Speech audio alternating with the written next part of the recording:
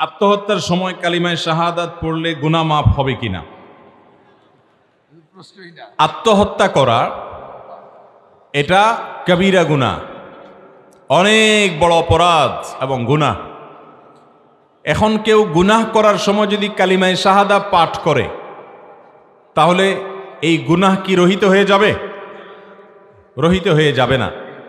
অতএব কালিমায়ে শাহাদাত যদি কেউ পাঠ করেও আত্মহত্যার সময়, আল্লাহ মাফ করুন, তারপরও সে আত্মহত্যাকারী হিসাবে কবিরা গুনাহে লিপ্ত হিসাবে দুনিয়া থেকে গেল, সে কালিমা পড়তে পড়তে গেছে, সেই কারণে তার এই আত্মহত্যা হালাল হয়ে গেছে, বৈধ হয়ে গেছে, এবং আল্লাহ তাকে এর জন্য কোনো জবাবদিহি করবেন না, কোনো গুনাহ হবে না, কোনো শাস্তি হবে না, এমনটি মনে করবার কোনো কারণ।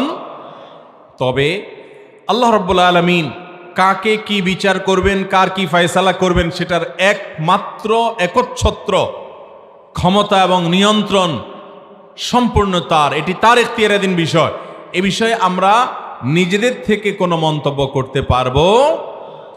আত্মহত্যাকারী ব্যক্তি কোনো হাদিসে তাকে চিরকাল জাহান্নামে যাবে সেই মর্মে বলা হলেও আহলুস সুন্নাহ ওয়াল জামাতের উলামায়ে কেরাম এবং এ হাদিস সহ হাদিস হাদিসসমূহের বিশ্লেষক উলামায়ে কেরাম তাদের এই হাদিস সম্পর্কে ব্যাখ্যা হলো, বিশ্লেষণ হলো যে এর দ্বারা যদি কেউ আত্মহত্যাকে বৈধ মনে করে, তার কথা বোঝানো হয়েছে হারামকে হালাল মনে করলে সে ঈমান হারা হয়ে যায়, সেই হিসাবে সে চিরস্থায়ী জাহান্নামী হবে, অথবা এখানে দীর্ঘমেয়াদে জাহান্নামের কথা বোঝানো হয়েছে। কিন্তু এটা ঠিক যে আত্মহত্যা করে মারা গেলে এটি ভয়াবহ অপরাধ করে মারা যাওয়া। আত্মহত্যা করে মারা যাওয়ার মানে হলো আল্লাহর প্রতি আস্থা এবং বিশ্বাস তার নাই, হারিয়ে গেছে, সেই কথার প্রমাণ করা।